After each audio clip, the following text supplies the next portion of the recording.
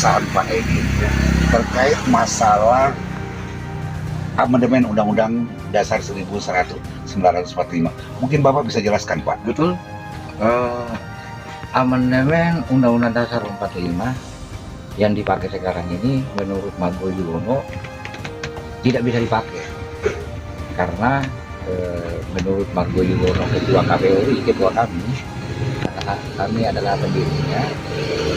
Menurut Margo Yuwono bahwa DPR itu dari jadi bagaimana bisa dipakai, dan semua yang di amandemen ini yang mengatur semuanya adalah DPR.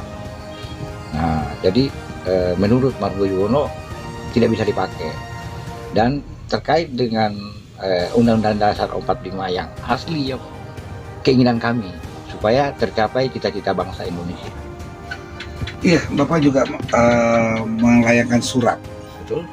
ke Kejaksaan Agung dan ke Mahkamah Agung terkait pengawasan dan evaluasi penanganan perkara Margo Yuwono, ya kan? Mungkin apa Bapak bisa menjelaskan? Margo Yuwono kebetulan ada perkara di Jawa Timur, Pengadilan Bangil Jawa Timur sampai sekarang ini, dan sudah beberapa kali sudah disidangkan. Kita nggak tahu urusan apa, tapi sampai sekarang belum putus.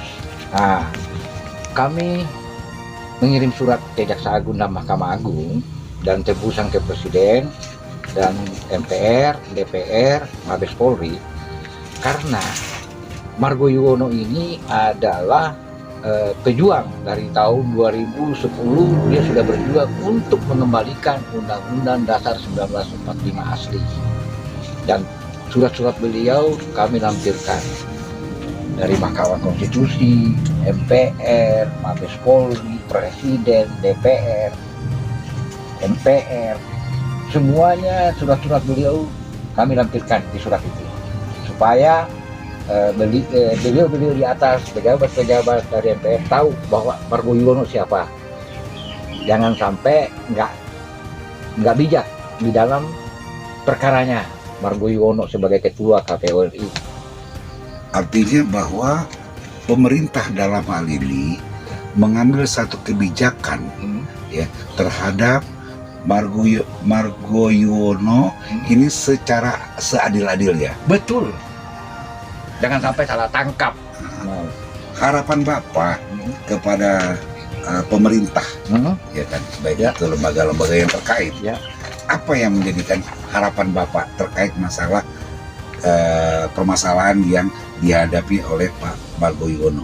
Kami minta tolong diambil Margo Yuwono itu, karena permintaan Margo Yuwono supaya seluruh institusi duduk bareng berdasarkan Undang-Undang Dasar 1945.